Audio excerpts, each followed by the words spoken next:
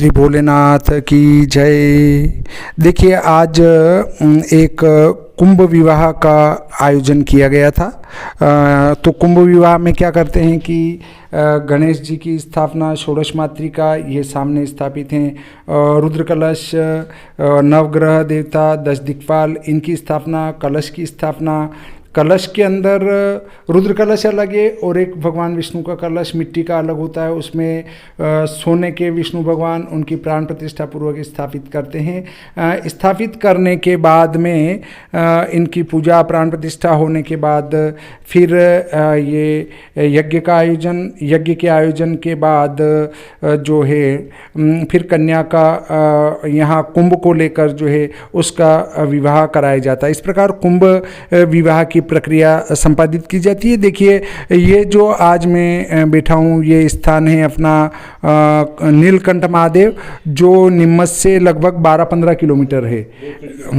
12-15 kilometre Borkhedi के पास रेतम नदी के किनारे है और यहाँ 3 नदियों का संगम है। वो मेरे पास नागदा जी खड़े हैं, यहाँ के ही निवासी हैं, तो वो आपको पूरी जानकारी देंगे। देखिए मैं आपको नीलकंठ महादेव के दर्शन भी करवाऊंगा और उससे पहले आपको एक स्वामी जी के दर्शन करवाता हूँ, हरिहरानंद जी।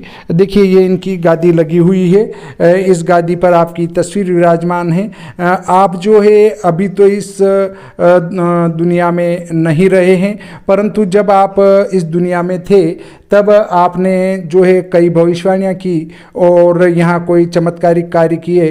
वो क्रमशः जो नागदा जी मेरे पास हैं वो आपको बताएंगे कि इनका क्या क्या चमत्कार रहा। और ये महादेव जी का स्थान बहुत ही लगभग 450 वर्ष पुराना है और यहीं पर जो स्वामी जी विराजमान है, आपका स्वर्गवास लगभग हो चुका है 2001 में। वो भी आपको मैं बताऊंगा, इनकी समाधि बनी हुई है और नीलकंठ महादेव के दर्शन भी कराऊंगा। तो पहले मैं आदरणीय नागदा जी से आपकी चर्चा करवा देता हूं। और देखिए आप जो स्वामी जी थे आप ब्राह्मण शरीर से थे और आपने जो कई कार्य किए वो नागदा जी आपको बताएंगे। आपका नाम भी बताएंगे नागदा जी और आपको इसकी जानकारी भी देंगे। ये नागदा जी हैं आपके सामने। हाँ साहब, आप क्रमशः जो है आपके परिचय के साथ ही इस स्थान की जानकारी दीजिए ताकि जितने भी चैनल को देखें वे भी इसका लाभ उठा सकें। देखिए सर, श्री हरिहरानंद महाराज की जय।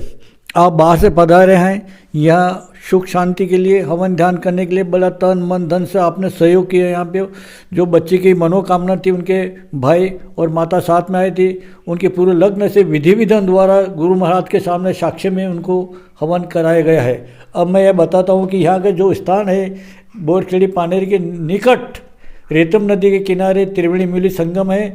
यहाँ पर श्री गुरु महाराज यूपी साइड के रहने वाले थे और हरिहरानंद जी के नाम से यहाँ प्रसिद्ध है गुरु महाराज। इन्होंने यहाँ पे बहुत तपस्या की और यज्ञ भी कराया। इन्होंने जो यज्ञ इन्होंने लास्ट में जो यज्ञ कराया था तो मेरे आसपास के गाँव में सब तरफ रास्ता बंद करा दिया था इन्होंने।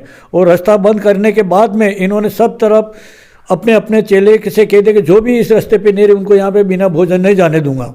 उनके बाद में क्यों काफ़ी जनता इकट्ठा होने लगी तो कुछ समय ऐसा आ गया कि थोड़ा सा गुरु महाराज की कृपा से भंडारे में कुछ घी की कमी आ गई थी। तो जो हलवाई लोग थे उन्होंने कहा कि गुरु महाराज क्या होगा, जनता तो बहुत आ चुकी है परंतु हमारे यहाँ पे इस भंडारे में घी की कमी आ गई।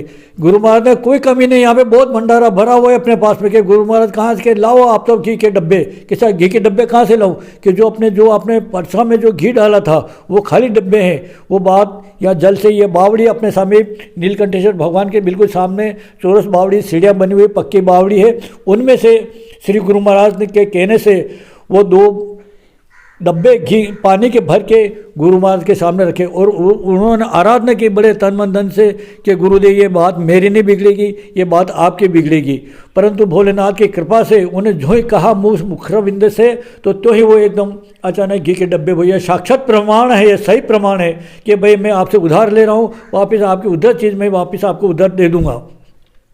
कुछ समय बाद अपने नीमच से श्री द्वार फतेहलाल जेरन जो ये सामने बासा बैठेंगे, इनकी मूर्ति है। इन फतेहलाल जी बा साहब तांगा लेकर आए और इनके साथ में सावन वाले सेठ जी लक्ष्मीनारायण जी जो सर्वप्रथम वो विधायक बने थे, उन्होंने तांगे में ला के 2 डब्बे हुए और 2 डब्बे बा साहब 2 तांगे लेके आए, 4 डब्बे देसी घी के लाए, ला के यहाँ पे रखा। लोग बड़े प्रसन्न हो गए। तो गुरु महाराज ने कहा कि भैया अभी वहाँ पे मत जाओ, गुरु महाराज के सामने रखो। इन्होंने अपने से इनसे उधारा लिया है चीज़, वापस उधार चीज़ वापस इनको देना है। तो गुरु महाराज के सामने रख कर उन्होंने आराधना की कि भाई आपकी उधर चीज़ वापस आप जमा कर लेना। क्यों ही वो डब्बा घी के जो उनका ढक्कन खोले और बावड़ी में प्रेस किया, और प्रेस करते जो अंदर से जो घी निकलते और जाते जाते वो पानी बन गया, और उस बावड़ी में पूरी पानी की भरी हुई थी। वो सर्दी का मौसम था, उस समय उन्होंने बिल्कुल पानी में एक तरवरा भी नहीं पड़ा। और गुरु महाराज जब शिवरात्रि गुरु पूर्णिमा उनकी जब सवारी बोझकड़ी में निकलती थी तो उन्होंने 2-4 बातें प्रमुख बातें कही थी कि भाई मैं तो चला जाऊँगा। आप देखते हो ये सत्य बात है कि अपने यहाँ पे गौ माता इतनी महंगी बिकेगी कि 35-40 हज़ार रुपये में गाय बिकेगी। ये मैं तो चला, आप देखो कोई ज़्यादा समय नहीं है उन बातों में, आप नज़दीक देख लो, जो छोटे छोटे होंगे वो आपकी आंखों से देख लेंगे, तो वो भी प्रमाण अपने मिल गया है। और गौ माता की कदर नहीं होगा, गाय गाँव गाँव में घूमती रहेगी और उसके कोई कदर नहीं, गाय को बिल्कुल छोड़ देगा, उसको पकड़ने वाला भी कोई नहीं मिलेगा, गाय के दर्शन करना भी आपको दुर्लभ हो जाए। उसके बाद उन्होंने कहा भाई कि भाई अपने जो नाज मिल रहा है खाने के लिए, गेहूँ जो अपने के 2 रुपये मन 3 रुपये मन पहले बिकते थे, तो आज 25 रुपये 20 रुपये का 1 किलो नाज मिलेगा। तो कुछ लोगों ने कहा कि महाराज जी ऐसा क्या समय है जो कि 25 रुपये शेरदान मिले। हाँ कि भाई आप देखते रहने, वास्तव में वो समस्या आज आपके सामने खड़ी आ चुकी है। उन्होंने ये भी कहा था कि पानी के दीपक जलेंगे, उस समय बिजली नहीं थी, तो ये पानी के दीपक भी आपके सामने जल गए। और पानी बरसा इतना बरसेगा, अनंत बाहर पानी बरसा, कहीं बाढ़ है और बेमौसम में बाढ़ें आएंगी, तो बेमौसम में बाढ़ें आएंगे, वो भी आपने देख लिया। उन्होंने ये भी कहा था कि भाई जब कृषि विभाग में लोग खेती करते थे, एक समय जब बड़ी भारी गटा बह के आती, ऊँची चढ़े 100-200 किलोमीटर के 1 घंटे बारिश आती थी, तो वो बारिश नहीं रही और दड़का मार बारिश हो रही यहाँ पर। तो ये भी बात गुरु महाराज ने कही थी, तो वो भी अपने सामने हो गए। ऐसा समय आएगा कि जो बच्चियाँ हैं, ये कहना नहीं चाहता हूँ पर मैं कहते नहीं, आप अपन खुद देख रहे हैं कि जो बच्चे अपने आप खुद अपने पतिदेव को वो चुन लेगा और माता पिता की पूछने की भी आवश्यकता नहीं, वो भी आपके सामने बात आ चुकी है। मैं बस इतना कहना चाहता हूँ। गुरु महाराज की जय। मेरा नाम राधेश्याम नागदा, गांव बोरगढ़ी पानेरी। ये जो आदरणीय राधेश्याम जी नागदा है, इनने बहुत ही सुंदर जानकारी दी। और अब आपको लास्ट में उनके दर्शन कराऊंगा, आपकी समाधि के स्वामी जी की और नीलकंठ महादेव जी की। तो आप भी दर्शन करें और कभी दर्शन करने अवश्य आए, बहुत ही सुंदर स्थान है ये। आदरणीय स्वामी जी की समाधि यहाँ विद्यमान है और ये इनके यहाँ शिव जी का एक स्थान बनाया गया है। दूसरा, ये स्वामी जी का पूरा विस्तृत विवरण लिखा गया है। श्री श्री 1008 हरानंद जी सरस्वती परमहंस परिव्राजकाचार्य, निर्वाण तिथि चैत्र शुद्धि रामनवमी सम्मत 2001। शिष्य फतेहलाल द्वारकादास एरन निम्मच द्वारा जो है ये बनवाया गया है। यहाँ इनकी समाधि के निमित्त ये जो है यादगिरी बनाई गई है। श्री नीलकंठ महादेव, जिनका वर्णन आदरणीय नागदा जी ने किया था, वो स्थान ये हैं। आप इनके दर्शन कर सकते हैं। उनने बताया था कि एक बार यहाँ जलेरी अच्छी बनानी थी तो खुदवाया गया था। खुदवाने से मतलब 3-4 फीट खुदवाने के बाद भी ये मूर्ति का पता नहीं चला, तो फिर वापस भर के न साइडों में जलेरी बनाई गई है। ये मतलब कितना भी खोदो वहाँ तक अंदर तक मूर्ति निरंतर ऐसी की ऐसी निकलती जा रही थी। इससे मूर्ति को फिर हिलाना उचित नहीं समझा। ये नीलकंठ महादेव जो हैं, आप इनके दर्शन कर सकते हैं। यहाँ पर इनका पूरा परिवार है। कार्तिकेय जी हैं, गणेश जी हैं, पार्वती माता हैं, नंदीगण हैं, सभी एक साथ यहाँ विराजमान हैं। ये बावड़ी है जिसमें से आदरणीय नागदा जी ने बताया था कि जल निकाल के 2 डिब्बे और उन 2 डिब्बों को घी बनाया गया था भगवान भोलेनाथ के सामने रखकर, आवश्यकता लगी थी तब। और फिर घी को वापस इस बावड़ी में डलवाया गया तो वो घी नहीं रहते हुए पानी बन गया था।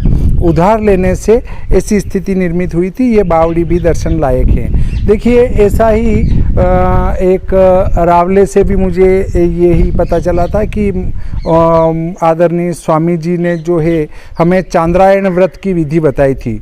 तो देखिए ये सामान्य वे में एक सामान्य व्यक्ति चांद्रायण व्रत का विधान नहीं जानता है।